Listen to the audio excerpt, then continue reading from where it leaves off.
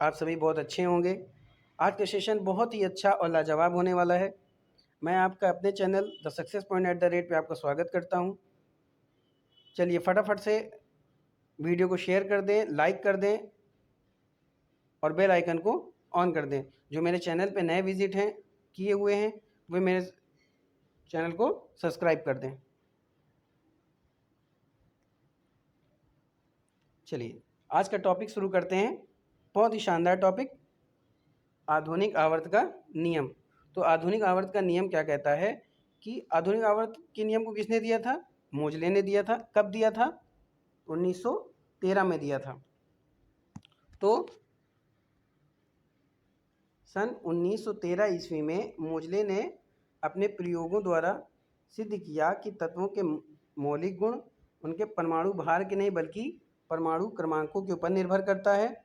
इस आधार पर मोजले ने एक नई सारणी प्रस्तुत की जिसे आधुनिक आवर्त सारणी कहा जाता है।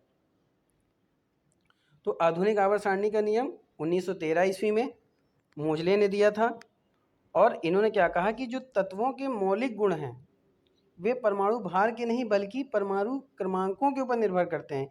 यानी कि जो आवर्त सारणी में जो एलिमेंट हैं जो भरे जाते हैं वो किसी भी ग्रुप में या पूरे आवर्त सारणी में जो एलिमेंट भरे जाते हैं वे परमाणु भार के आधार पर नहीं बल्कि परमाणु क्रमांकों के आधार पर भरे जाते हैं। और इसी आधार पर उन्हें एक सारणी बनाई जिसे क्या कहा जाता है? जिसे क्या कहा जाता है? आधुनिक आवर्त सारणी के नाम से जाना जाता है। तो उन्होंने क्या कहा कि तत्वों के भौतिक तथा रासायनिक गुण उनके परमाणु क्रमांकों के आवर्ती फलन होते हैं। वही चीज़ है कि तत्व जो भी एलिमेंट होते हैं उनके भौतिक और रासायनिक गुण जो एलिमेंट हैं उसके बाद जो दूसरा एलिमेंट आएगा उसके भी वो क्या है? भौतिक और रासायनिक गुण परमाणु क्रमांकों के आधार पर बढ़ते हुए क्रम में उनको क्या करते हैं? आवर्त सारणी में रखा जाता है।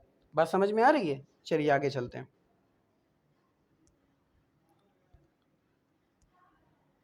चलिए देखिए ये क्या है? एक आवर्त सारणी दी हुई है जैसा कि आप स्क्रीन पे देख पा रहे हैं। इसमें हम नॉर्मली क्या पढ़ते हैं? SPDF पढ़ते हैं, लेकिन आवर्त सारणी में कैसे दिया रहता है? आपका S दिया रहता है, आपका D दिया रहता है, आपका P दिया रहता है और नीचे F दिया रहता है। सबकी अलग अलग क्या होती है? विशेषताएं होती हैं। सबकी अलग अलग एलिमेंट होते हैं और सब में अलग अलग एलिमेंट की क्या होते हैं?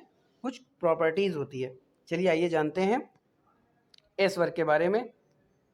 तो जो S वर्ग होता है उसको कितने वर्गों में बांटा? S एलिमेंट को कितने उपवर्गों में बांटा गया है? 2 वर्गों में बांटा गया है। जो 2 उपवर्गों में बांटा गया है कौन कौन से?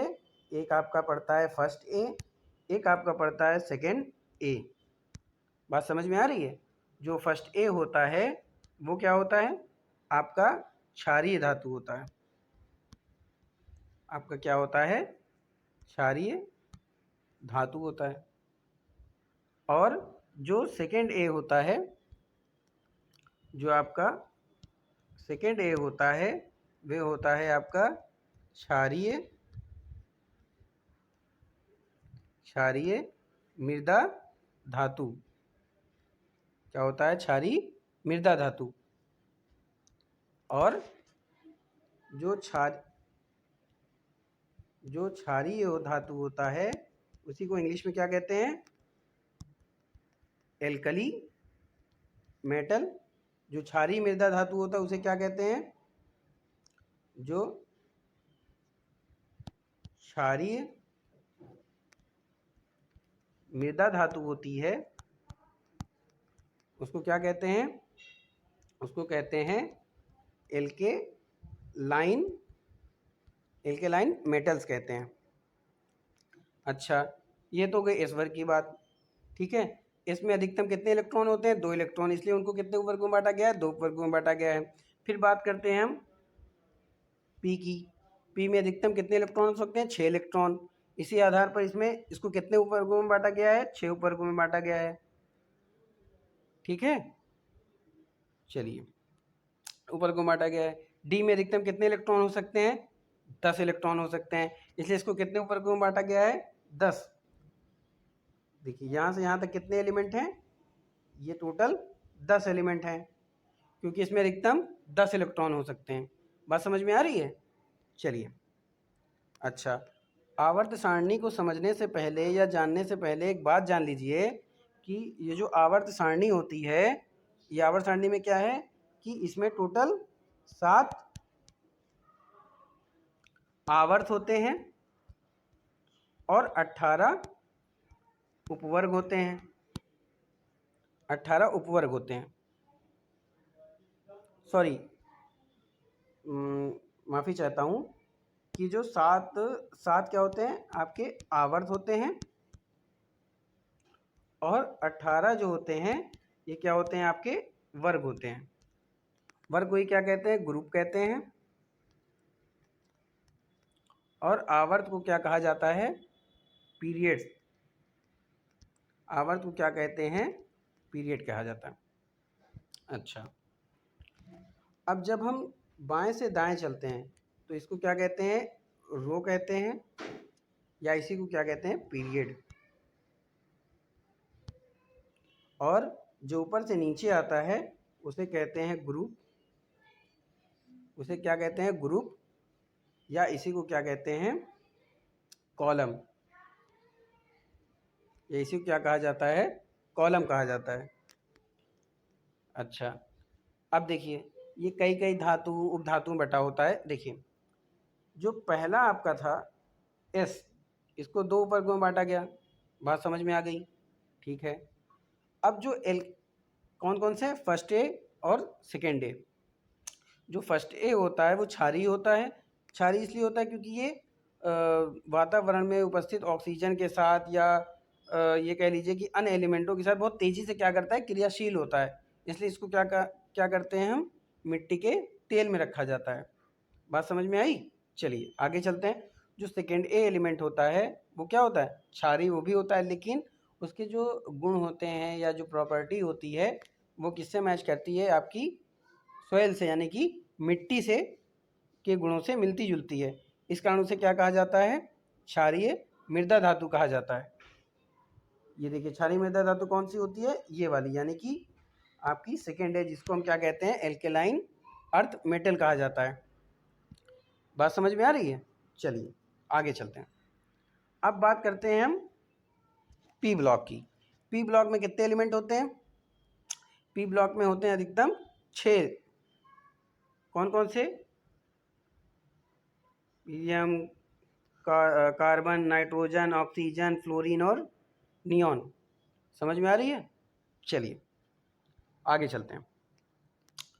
अब देखिए इसी पी ब्लॉक में एक वर्ग आता है 18, जिसको किस नाम से जाना जाता है, जीरो ग्रुप, या इसी को क्या कहते हैं, इनर्ट ग्रुप या इनर्ट गैस ग्रुप, या इसी को हिंदी में क्या कहते हैं, अक्रिय गैस। तो क्या कहा जाता है, अक्रिय गैस कहा जाता है। अच्छा, इसको इनर्ट गैस क्यों कहा जाता है, देखिए इसे इनर्ट गैस या शून्य ग्रुप इसलिए कहा जाता है कि इसके बाहरी अष्टक में इलेक्ट्रॉन, कक्षक में इलेक्ट्रॉन पूर्ण रूप से भरे होते हैं, यानी ना ये इलेक्ट्रॉन दे सकता है ना ये इलेक्ट्रॉन ग्रहण करता है, कि उसे किसी चीज़ की कमी इलेक्ट्रॉन की नहीं होती है। इसलिए इसे क्या कहते हैं, जीरो ग्रुप कहा जाता है, ठीक है। इसलिए इसको क्या कहा जाता है, इसीलिए इसको कहा जाता है जीरो ग्रुप के नाम से इसको जानते हैं, ठीक है। तो जीरो ग्रुप में टोटल कितने एलिमेंट होंगे, टोटल 6 एलिमेंट होंगे। कितने एलिमेंट होंगे, 6 एलिमेंट होंगे। चलिए अच्छा, अब जीरो ग्रुप से पहले पड़ता है आपका 17वां ग्रुप। 17वें ग्रुप को किस नाम से जाना जाता है, 17वें ग्रुप को जाना जाता है, 17वें ग्रुप को आप किस नाम से जानेंगे,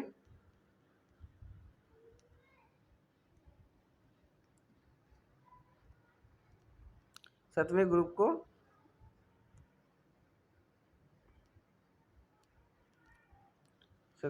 को हैलोजन के नाम से जाना जाता है। हैलोजन ग्रुप के नाम से जाना जाता है। अब जो हैलोजन ग्रुप होता है उसमें कितने एलिमेंट होंगे, 5 एलिमेंट होंगे। कौन कौन से, फ्लोरीन, क्लोरीन, ब्रोमीन, आयोडीन और सीएम। अच्छा, जो फ्लोरीन होता है वो सबसे क्या होता है, सबसे ज़्यादा विद्युत ऋणात्मक वाला एलिमेंट माना जाता है, ठीक है। अच्छा, इसलिए देखिए इसको क्या करते हैं, ये एक श्रेणी में है, इसको अलग कलर से रखा गया है। चलिए आगे चलते हैं। अब जो इससे पहले पड़ता है, यानी कि आपका 14, 15, 16, देखिए इसमें कुछ एलिमेंट को ब्लू कलर से दिखाया गया है, यानी कि ये क्या होते हैं, ये आपस में एक जैसे गुण प्रदर्शित करते हैं, ठीक है। और ये तत्व कौन से होते हैं, ये अधातु तत्व होते हैं, यानी कि ये क्या होते हैं, ये ऐसे तत्व होते हैं जिनमें विद्युत धारा क्या हो सकती है, प्रवाहित नहीं हो सकती, या इसको हम कह सकते हैं ये ऐसे धातु, ये धातु होते हैं जो क्या होते हैं, विद्युत की कुचालक होती है। इसको क्या कहते हैं, ये मुलायम नहीं होती और इसको आसानी से काटा नहीं जा सकता है, ठीक है। चलिए आगे चलते हैं। इसके बाद आता है 13वां ग्रुप। अब जो 13वां ग्रुप होता है, 13वां ग्रुप, इसको किस ग्रुप से नाम से जाना जाता है, ये होता है सेमी कंडक्टर ग्रुप, ठीक है, या अर्धचालक ग्रुप, ठीक है। इसको क्या कहते हैं, सेमी कंडक्टर ग्रुप, या आप ये भी कह सकते हो आप मेटोलॉइड, ठीक है। चलिए आगे चलते हैं। तो उसमें कितने एलिमेंट होंगे, कितने एलिमेंट होंगे बताइए, कितने आ रहे हैं। देखिए दो तो ये हो गए, दो ये हो गए, दो ये हो गए, दो ये हो गए, टोटल 7 एलिमेंट होंगे, याद रहेगा। चलिए अब आगे चलते हैं। अब देखिए, अब इससे पहले जो आते हैं, किससे, 13वें ग्रुप से। 13वें ही ग्रुप में देखिए एल्यूमिनियम है, इशियम है, इंशियम है, टाइटेनियम है, नियम है, बेरिलियम। तो ये सब क्या है, लेड है। तो ये सब क्या होते हैं, इसको कहा जाता है आफ्टर ट्रांजिशन, यानी post transition metal. Post transition metal का मतलब होता है जो संक्रमण धातु के क्या बाद में आते हैं, यानी कि संक्रमणों उपरांत धातु, जिसको हिंदी में कहा जाता है वो क्या कहलाते हैं, संक्रमणों उपरांत धातु। ये कौन कौन से होते हैं, एल्युमिनियम, ये सब क्या है, सीशियम है, लेड है, ये सब क्या है आपका, ये कौन सा ग्रुप पड़ता है, ये आपका इस ग्रुप के एलिमेंट को क्या कहा जाता है, क्या कहा जाता है, ये पोस्ट ट्रांजिशन मेटल कहलाते हैं। चलिए आगे चलते हैं। फिर आता है आपका डी ब्लॉक। डी ब्लॉक में अधिकतम कितने इलेक्ट्रॉन हो सकते हैं, 10 इलेक्ट्रॉन। तो इसमें कितने वर्ग होंगे, 10, जिनकी संख्या 3 से 12 तक होगी, 3 से 12 तक होगी। तो कितनी संख्या हो जाएंगी, 3 से 12, 10, ठीक है। डी, चलिए ये तो बात ये हो गई। अच्छा, अब देखिए जो आपका डी ब्लॉक के तत्वों को येलो कलर से रखा गया है, देख पा रहे हैं, समझ में आ रही है बात। तो ये जो डी ब्लॉक को रखा गया है, ये क्या होते हैं, येलो कलर से इसलिए रखा गया है कि ये क्या होते हैं, संक्रमण धातु होते हैं, यानी कि बीमारी फैलाने वाले एलिमेंट होते हैं। बात समझ में आ रही है। ये क्या होते हैं, संक्रमण धातु होते हैं, जैसे कि पानी में हो गए, अजीब तरीके से हो गए, या किसी भी चीज़ों से क्या करते हैं, संक्रमण फैलाते हैं, बीमारी फैलाने में क्या कहते हैं, सहायक होते हैं, इसलिए इसे डी ब्लॉक में रखा गया है, ठीक है। चलिए ये तो ये बात हो गई। अच्छा, जो 7वां आवर्त होता है वो हम क्या जानते हैं, अपूर्ण होता है, ठीक। अब आपके 18वें ग्रुप में एक एलिमेंट पड़ता है Rn, जिसको क्या कहा जाता है, रेडियन। इसको क्या कहा जाता है, रेडियन कहा जाता है। और ये रेडियन एलिमेंट क्या करता है, इसकी प्रॉपर्टी होती है कि पूरे ब्रह्मांड में या पूरे एटमॉस्फेयर में किसी भी तरीके की कोई हलचल या किसी भी तरीके की कोई दुर्घटनाएं होती हैं, उसकी वो जानकारी हमें क्या करता है, पहले ही दे देता है। इसलिए रेडियन एक ऐसा एलिमेंट होता है जो क्या करता है कि हमें कोई भी दुर्घटना होने की जानकारी देता है। अच्छा अच्छा, एक चीज़ और, हमने पढ़ा था कि S में अधिकतम 2 इलेक्ट्रॉन हो सकते हैं, P में 6 इलेक्ट्रॉन हो सकते हैं, लेकिन जब कक्षा की बात करते हैं हम तो L में 8 इलेक्ट्रॉन आ जाते हैं। ऐसे समझते हैं कि चलिए ऐसे समझते हैं कि L, M और N, ठीक है। K की बात करते हैं तो इसमें 2 इलेक्ट्रॉन आते हैं। L की बात करते हैं तो L में 8 इलेक्ट्रॉन, M की बात करते हैं तो 18 और N की बात करते हैं तो 32 इलेक्ट्रॉन पड़ते हैं। ठीक है, यहाँ तक बात समझ में आ रही है? आ रही है तो बहुत अच्छी बात है। चलिए आगे चलते हैं। अच्छा, अब देखिए, हीलियम को छोड़ दीजिए, ठीक है, लिथियम से चलते हैं। लिथियम का परमाणु क्रमांक कितना होता है? 3 होता है। 3 कैसे लिखते हैं? 3 कैसे लिखेंगे? 1 और 2, ठीक है, 1 और 2, या फिर ऐसे लिखेंगे। ऐसे इसलिए लिखेंगे क्योंकि इसकी संयोजकता 1, इसकी संयोजकता 2। अब संयोजकता 1 और 2 कैसे होती है वो जान लीजिए। जैसे लिथियम की परमाणु क्रमांक 3 होता है और इसको इलेक्ट्रॉनिक विन्यास क्या होता है? 1s2 2s1। ये क्या है? इलेक्ट्रॉनों की संख्या ही तो है, इलेक्ट्रॉनों की संख्या ही तो है। अच्छा, अब देखिए, एक ट्रिक याद रखिएगा, 2 8 8 18 32, ठीक है। अच्छा, अब देखिए, लिथियम में 3 को 2 से डिवाइड किए, कितना बचा? कितना शेष बचा? 1। तो इसकी संयोजकता 1। बात समझ में आई? इसकी संयोजकता कितनी बची? 1। बेरियम की परमाणु क्रमांक कितना होता है? 4। 4 को 2 से डिवाइड किए, कितना बचा? 2 बचा। तो इसकी संयोजकता कितनी हो जाएगी? 2 हो जाएगी। ठीक इसी तरह से सोडियम की कितनी होती है? सोडियम का परमाणु क्रमांक कितना होता है? सोडियम का परमाणु क्रमांक होता है 11। चलिए उसको भी देख लेते हैं। यानी कि 2 8 1, यानी कि 1s2 2s2 2p6 और 3s1 हो जाएगा। तो ये जो एक इलेक्ट्रॉन बचता है, कितने नंबर पे आ रहा है? सोडियम आपका आ रहा है तीसरे नंबर पे। तो तीसरे नंबर पे कौन सा आएगा?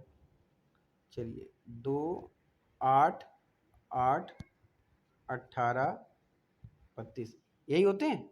ठीक है, 2 से वो हो गए। सोडियम का 11 पे आ रहे हैं, तो 11 पे क्या हो जाएगा? इसको जोड़ दीजिए। जोड़ करके क्या करेंगे?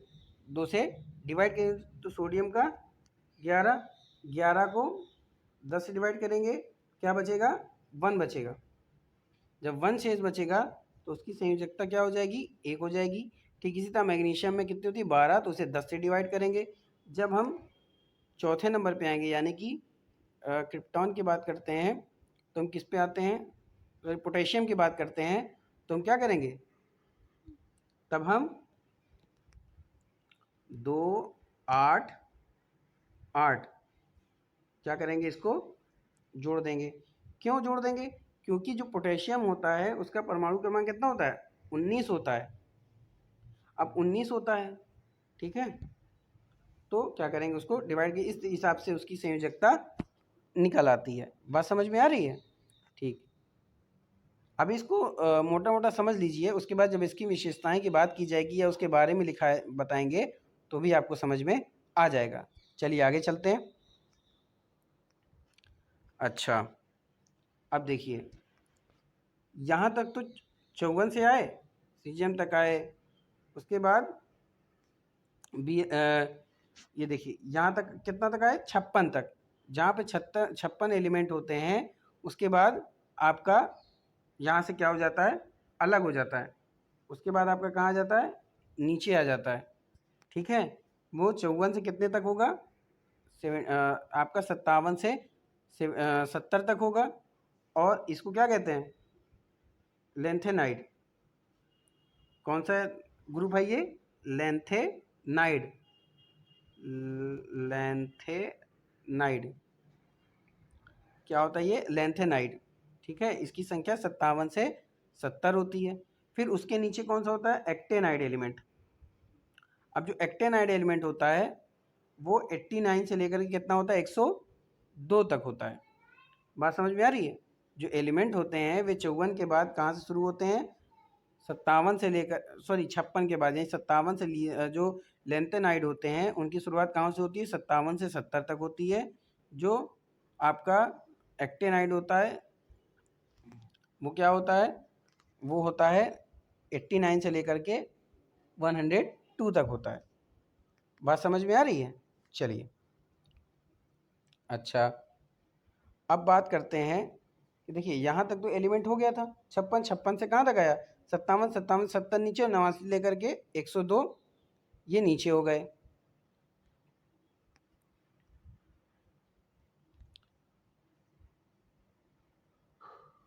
अच्छा, अब देखिए ये जो होता है ये क्या है? ये सभी क्या होते हैं? डी ब्लॉक के सभी तत्व क्या होते हैं? ये धातु होती है। अब जो धातु तत्व होती है उसमें एक पड़ता है आपका Hg। Hg को क्या कहा जाता है? पारा। ठीक है, अब इसकी क्वालिटी प्रॉपर्टी सुन लेते हैं। या इकलौता ऐसा धातु होता है जो क्या होता है? लिक्विड फॉर्म में पाया जाता है। इसका परमाणु क्रमांक कितना होता है? 80 होता है। याद रहेगा, पारा एक ऐसा परमाणु एलिमेंट होता है जो लिक्विड फॉर्म में धातु होता है। ठीक है, लिक्विड फॉर्म में होता है और धातु एलिमेंट होता है। बात समझ में आ रही है? पारा क्या होता है? एक ऐसा एलिमेंट होता है जिसका परमाणु क्रमांक 80 होता है और ये धातु तत्व होता है, लेकिन ये द्रव अवस्था में यानी कि लिक्विड फॉर्म में पाया जाता है। ठीक है, इसी तरह आपका ब्रोमीन है। ब्रोमीन भी क्या है? एक ऐसा एलिमेंट होता है जो कि क्या होता है? ये गैस फॉर्म में पाया जाता है, यानी कि गैसीय अवस्था में होता है।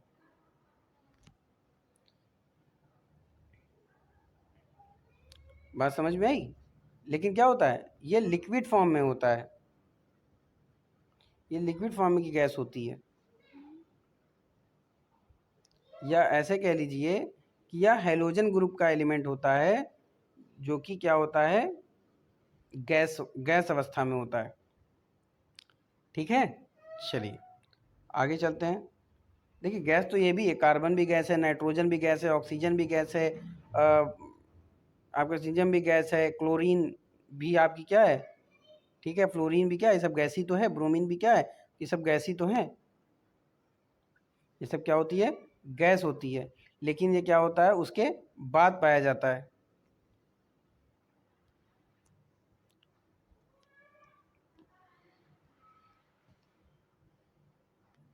क्या होता है?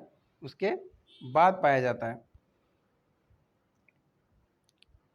तो आपने क्या समझा कि जो एस ग्रुप होता है उसका पहला ग्रुप क्या कहलाता है? आपका ये कहलाता है क्षारीय धातु। उसके बाद आता है आपका क्षारीय मृदा धातु। उसके बाद आपका क्या आता है? ये आता है ट्रांजिशन मेटल यानी कि संक्रमण धातु। उसके बाद आता है आपका संक्रमण उपरांत धातु या जिसको पोस्ट ट्रांजिशन मेटल कहा जाता है। उसके बाद आपका आता है आपका उपधातु या मेटेलॉइड। उपधातु यानी कि ऐसा धातु जो धातु तथा अधातु दोनों के गुण क्या करता है? प्रदर्शित करता है। उसके बाद आता है आपका अधातु, यानी कि जो धातु या अधातु दोनों के गुण से एकदम उल्टा होता है और विद्युत का कुचालक होता है, यानी कि विद्युत का सुचालक नहीं होता, इसमें कोई धारा प्रवाहित नहीं हो सकती है। ठीक है, उसके बाद आपका आता है हैलोजन ग्रुप और उसके बाद आता है आपका जीरो ग्रुप या इनर्ट गैस ग्रुप, और जो सबसे नीचे आता है यानी लेंथेनाइड ग्रुप और एक्टेनाइड ग्रुप। जो लेंथेनाइड ग्रुप होता है वो कितने से शुरू होता है? 57 से 70 तक। जो लेंथेनाइड होता है वो कितने से शुरू ये हो गया। जो एक्टेनाइड होता है वो 89 यानी 89 से लेकर के 100 यानी कि 102 तक होता है। ठीक है। अच्छा अच्छा, चलिए आगे चलते हैं, गुणों की बात कर लेते हैं। चलिए अब देखिए, इलेक्ट्रॉनिक विन्यास के आधार पर दीर्घ आवर्त सारणी का विभाजन किया गया। कौन कौन सा? S block, P block, D block और एफ ब्लॉक। जैसा कि आपने ऊपर देखा, कितने ब्लॉक में थे? S P D F. ठीक है, ऐसा इसलिए क्योंकि ऊर्जा के आधार पर इनको रखा गया। यानी पहले इलेक्ट्रॉन किस में भरे जाते हैं? कम ऊर्जा में। फिर इलेक्ट्रॉन किस में भरे जाते हैं? उच्च ऊर्जा स्तर में भरे जाते हैं। किसके अनुसार था ये? आप बता सकते हैं किसके अनुसार था? कमेंट में करिए, किसने बताया था? ये किसका नियम है?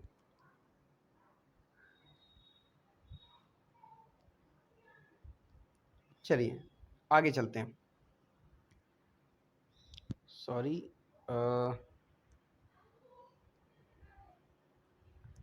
अब एस ब्लॉक के बात कर लेते हैं, एस ब्लॉक की।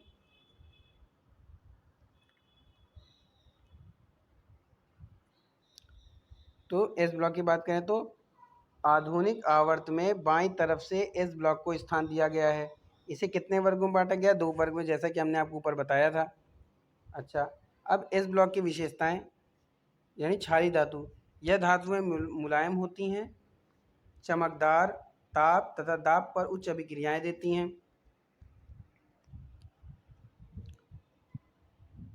ठीक है, ये इतनी मुलायम होती हैं कि इनको आसानी से चाकू से काटा जा सकता है। तीसरा, ये तत्व शीघ्र क्रियाशील होते हैं, इसलिए इन अभिक्रिया को रोकने के लिए तेल में संग्रहित करके रखा जाता है। जैसे कि सोडियम को, सोडियम क्या होता है? सोडियम एक सर्वाधिक क्रियाशील वाला एलिमेंट होता है, इस कारण इसे किस में रखते हैं? मिट्टी के तेल में रखा जाता है। अच्छा, फिर इसी में आता है आपका दूसरा ग्रुप आता है क्षारीय मृदा धातु। क्षारीय मृदा धातु कौन सी होती है? इन धातुओं पर ताप व दाब का प्रभाव नहीं पड़ता है। इस ब्लॉक के तत्वों की इलेक्ट्रॉन बंधुता, आयनन ऊर्जा तथा विद्युत ऋणात्मकता घटती है। बात समझ में आ रही है? यानी कि इनकी विद्युत ऋणात्मकता क्या करती है? घटती है, और आयनन ऊर्जा भी घटती है। अच्छा, इस ब्लॉक के तत्वों की विद्युत धनात्मकता बढ़ती है, यानी कि जो क्षारीय मृदा धातु होती है उनकी विद्युत धनात्मकता क्या होती है? बढ़ती है। अच्छा, इस ब्लॉक के तत्वों की संयोजकता 1 या 2 होती है, जैसा कि हमने बताया। ठीक है, और इन तत्वों के ऑक्साइड क्षारीय होते हैं, यानी कि चाहे वो एल्काइन मेटल हो या फिर एल्कली मेटल हो, इनके जो एलिमेंट होते हैं वो क्या होते हैं? क्षारीय ऑक्साइड, यानी कि ऑक्साइड क्षारीय होते हैं या क्षारीय ऑक्साइड होते हैं, यानी कि ऑक्सीजन वगैरह से, यानी एटमॉस्फेयर में या वातावरण में बहुत तेज़ी से क्या होते हैं? क्रियाशील होते हैं। अच्छा, अब बात आती है आपकी पी ब्लॉक की। तो जब पी ब्लॉक के एलिमेंट की बात आती है तो देखिए क्या है कि आवर्त सारणी में सबसे दाहिनी ओर 6 आवर्त कालों में थर्ड ए से लेकर के 7th समूह में इसको बांटा गया है। बात समझ में आ रही है? देखिए, जो आपका पी ग्रुप है उसको थर्ड ए से लेकर के 7th ए तक में बांटा गया है, यानी कि टोटल 6 एलिमेंट वाले उपवर्गों में बांटा गया है। जो आपका सबसे लास्ट होता है वो कौन सा होता है? वो आपका होता है जीरो ग्रुप या inner gas group. P block के को संक्रमण उपरांत धातु, उपधातु या अधातु में बांटा गया है। अच्छा, संक्रमण उपरांत धातु जिसको क्या कहते हैं? पोस्ट मेटल धातु, पोस्ट ट्रांजिशन मेटल, जैसा कि हमने आपको बताया था। उसके बाद आपका क्या आता है? उपधातु, यानी कि मेटेलॉइड। और उसके बाद क्या आता है आपका? अधातु, अधातु यानी कि नॉन मेटल। ठीक है, नॉन मेटल। नॉन मेटल की संख्या कितनी होती है? 7। नॉन मेटल धातु की संख्या कितनी होती है? 7। उपधातु की संख्या, चलिए कमेंट करके बताइए, संक्रमण उपरांत धातु और उपधातु की संख्या कितनी होती है? चलिए फटाफट से आंसर दीजिए, कितनी होती है? कमेंट करके बताएं। पी ब्लॉक की विशेषताएं। पी ब्लॉक की विशेषता क्या होती है? इन तत्वों की संयोजकता 1 से 4 तक होती है। दूसरा, इन तत्वों की आयनन विभव इलेक्ट्रॉन बंधुताएं अधिक होती हैं, यानी आयन बनाने की क्षमता क्या होती है, अधिक होती है। तीसरा, इन ब्लॉक के तत्वों में ऋणायन बनाने की अधिक प्रवृत्ति होती है, निगेटिव बनाने की प्रवृत्ति अधिक होती है।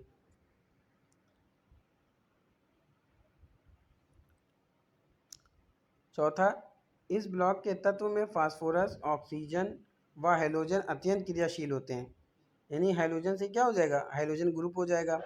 फास्फोरस हो गया, ऑक्सीजन हो गया, ये सब किस में आते हैं, ऑक्सीजन तो आपको उसमें आ जाएगा, किस में आ जाएगा, नॉन मेटल में। चलिए आगे चलते हैं।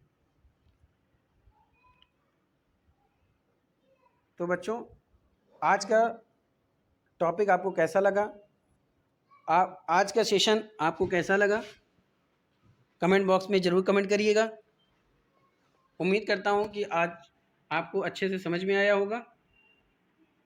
देखिए बच्चों, देखिए दोस्तों, पढ़ते रहेंगे तो खुश रहेंगे, सही रहेगा। क्योंकि जब आप पढ़ते नहीं हैं ना, तो आप काफ़ी लोगों से पीछे चले जाते हैं। क्योंकि जब आप रिलैक्स फील करने लगते हो कि आज नहीं कल पढ़ेंगे, या थोड़ा लेट लतीफ़ करते हो, तो जो पीछे रहते हैं वो आपसे क्या करते हैं, आगे निकल जाते हैं, और आप उनसे क्या हो जाते हो, पीछे निकल जाते हैं। इसलिए पढ़ते रहिए मन लगा कि जितना आप गहराई से पढ़ेंगे उतना क्या होगा, आप उतना उठेंगे। क्योंकि सोना जितना घिसता है उतना ही चमकता है। बात समझ में आ रही है?